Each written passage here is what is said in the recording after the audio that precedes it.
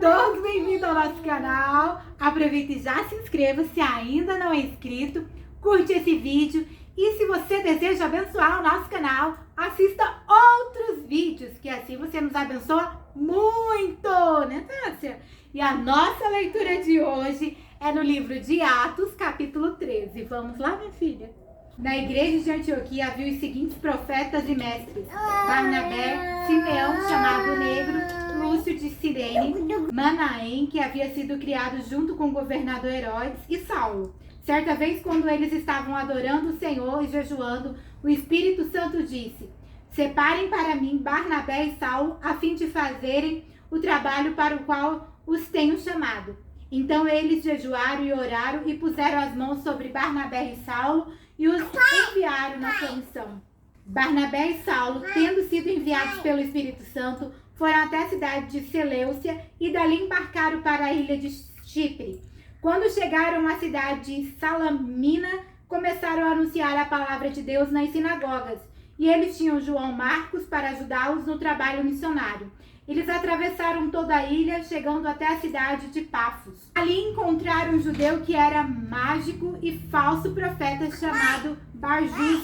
Ele era amigo de Sérgio Paulo, governador da ilha, que era um homem muito inteligente. O governador mandou chamar Barnabé e Saulo, pois queria ouvir a palavra de Deus. Mas o mágico, Elimas, este é o nome dele em grego, era contra os apóstolos. Ele não queria que o governador aceitasse a fé cristã.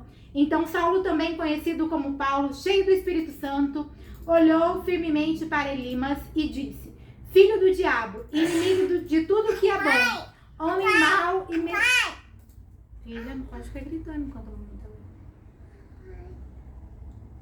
Filho do diabo, inimigo de tudo que é bom, homem mau e mentiroso, por que é que você não para de torcer o verdadeiro ensinamento do Senhor? Agora escute, o Senhor vai castigá-lo. Você ficará cego e não verá a luz do sol por algum tempo. No mesmo instante, Elimas sentiu uma nuvem escura cobrir os seus olhos e ele começou a se virar para todos os lados, procurando alguém que o guiasse pela mão. Quando o governador viu isso, creu e ficou muito admirado com os ensinamentos a respeito do Senhor Jesus. Paulo e os seus companheiros navegaram da cidade de Pafos até Perge, uma cidade da província da Panfilha. Porém, João Marcos os deixou e voltou para Jerusalém. Eles continuaram a viagem, indo de Perge até a cidade de Antioquia, no distrito da Pisídia.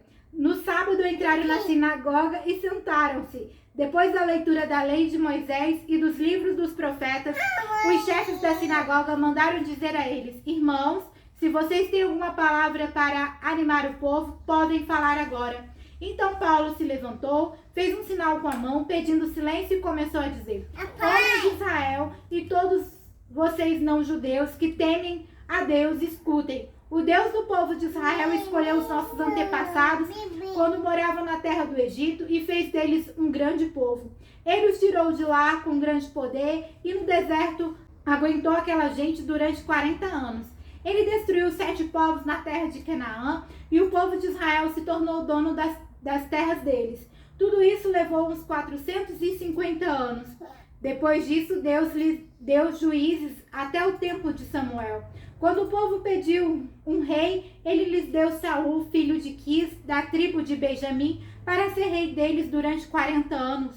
Depois que tirou Saul, Deus pôs Davi como rei e disse isso a respeito dele: encontrei em Davi, filho de Jessé, o tipo de pessoa que eu quero e que vai fazer tudo o que eu desejo. Um dos descendentes de Davi foi Jesus, a quem Deus pôs como Salvador de Israel, como havia prometido.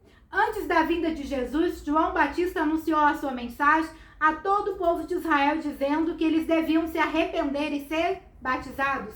Mas quando João estava terminando a sua missão, disse ao povo: quem é que vocês pensam que eu sou? Eu não sou aquele que vocês estão esperando, mas escutem. Ele vem depois de mim, porém eu não mereço a honra de tirar as sandálias dos pés dele. Paulo continuou: meus irmãos, descendentes de Abraão e também vocês não-judeus que temem a Deus, escutem. Essa mensagem de salvação foi mandada para todos nós. De fato, os moradores de Jerusalém e os seus líderes não entenderam que Jesus é o Salvador. E também não compreenderam as palavras dos livros dos profetas que são lidos todos os sábados.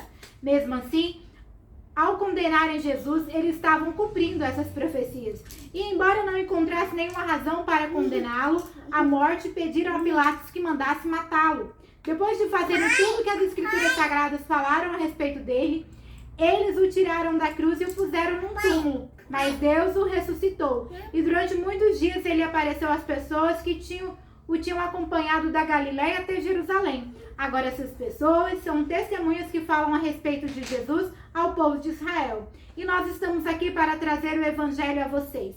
Deus fez agora para nós o que havia prometido aos nossos antepassados. Ele ressuscitou Jesus, como está escrito no Salmo número 2. Você é meu filho, hoje eu me tornei o seu pai. E foi isso que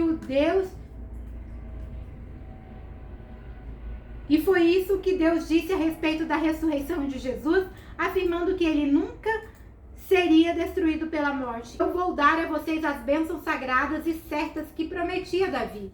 E em outras partes das escrituras lemos também: tu não deixarás que o teu dedicado servo apodreça na sepultura. E Paulo disse ainda: na verdade, Davi no seu tempo cumpriu os planos de Deus. Depois morreu, foi sepultado ao lado dos seus antepassados e apodreceu na sepultura. Mas isso não aconteceu com aquele que Deus ressuscitou. Meus irmãos, todos vocês precisam saber com certeza que é por meio de Jesus que a mensagem do perdão de pecados é anunciada a vocês. Precisam saber também: quem crê é libertado de todos os pecados dos quais a lei de Moisés não pode livrar. Portanto, tenham cuidado para que não aconteça o que os profetas disseram. Prestem atenção, vocês que zombam de Deus, fiquem espantados e morram, pois o que vou fazer agora é uma coisa em que vocês não acreditariam, mesmo que alguém explicasse. Quando Paulo e Barnabé estavam saindo da reunião, as pessoas pediram com insistência que eles voltassem no sábado seguinte a fim de falar sobre o mesmo assunto.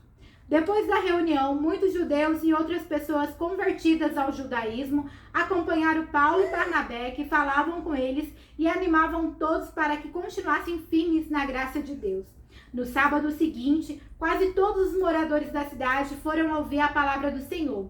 Quando os judeus viram aquela multidão, ficaram com muita inveja. Então começaram a dizer o contrário do que Paulo dizia e o insultaram. Porém, Paulo e Barnabé falaram com mais coragem ainda. Eles disseram: era necessário que a palavra de Deus fosse anunciada primeiro a vocês que são judeus.